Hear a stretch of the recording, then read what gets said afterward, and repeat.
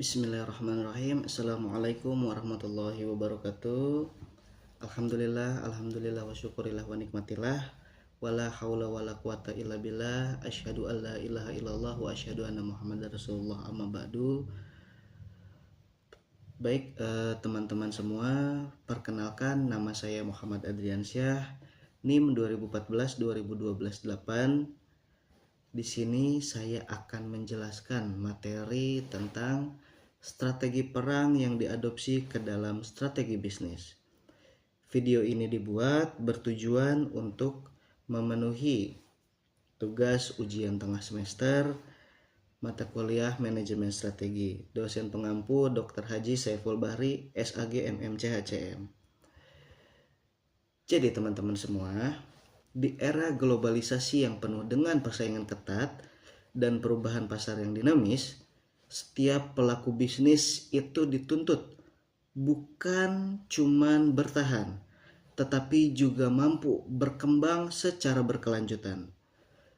Ketika strategi konvensional tak lagi memadai, inspirasi di luar ranah bisnis itu bisa menjadi relevan, teman-teman. Menjadi relevan untuk kita adaptasi. Salah satu pendekatan yang menarik dan relevan adalah penerapan strategi perang ke dalam dunia bisnis tentunya. Strategi perang yang lazim diterapkan di medan pertempuran untuk meraih kemenangan ternyata memiliki kesamaan esensial dengan upaya perusahaan dalam meraih dominasi pasar.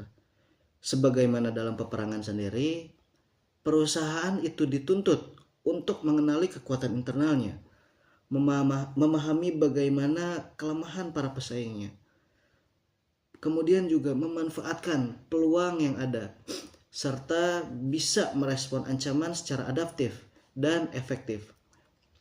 Dengan memahami peta persaingan sendiri, perusahaan itu bisa memaksimalkan strategi yang dimiliki oleh perusahaan tersebut untuk meraih keunggulan yang kompetitif dan juga berkelanjutan. Jadi teman-teman, strategi perang adalah rencana atau pendekatan yang direncanakan untuk mengatasi dan mengalahkan musuh dalam sebuah konflik bersenjata.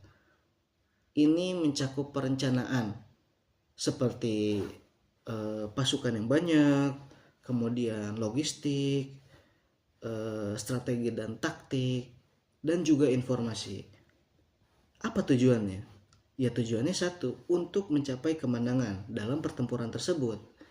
Jadi strategi perang ini bukan cuma berkaitan dengan aspek fisik dari sebuah pertempuran ya, tetapi juga bisa mencakup faktor psikologis dan moral, yang dimana bukan seperti motivasi pasukan, terus pengelolaan informasi yang baik, dan juga mengumpulkan informasi untuk bertindak cepat dan adaptif terhadap situasi yang mungkin dalam setiap detiknya bisa saja berubah.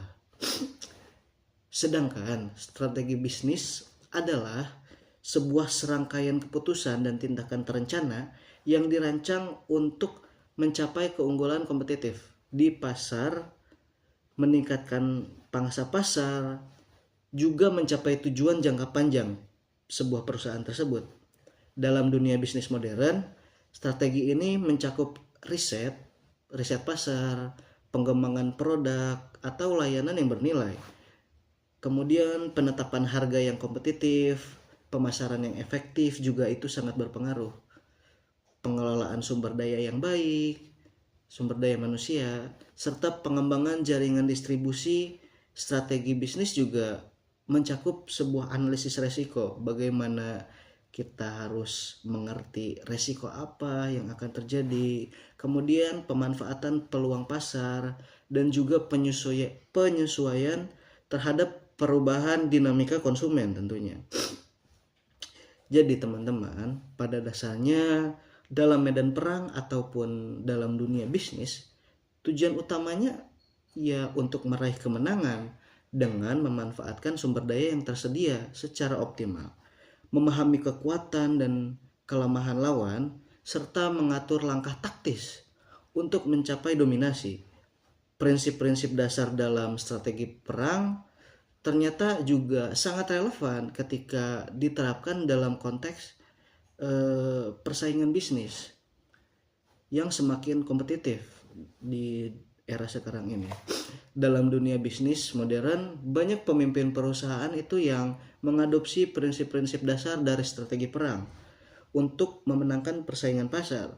Prinsip ini berangkat dari pemahaman bahwa dalam dunia bisnis itu sebuah area persaingan yang keras, di mana setiap perusahaan itu berlomba-lomba bagaimana mereka bisa merebut pangsa pasar dan memenangkan hati konsumen tentunya.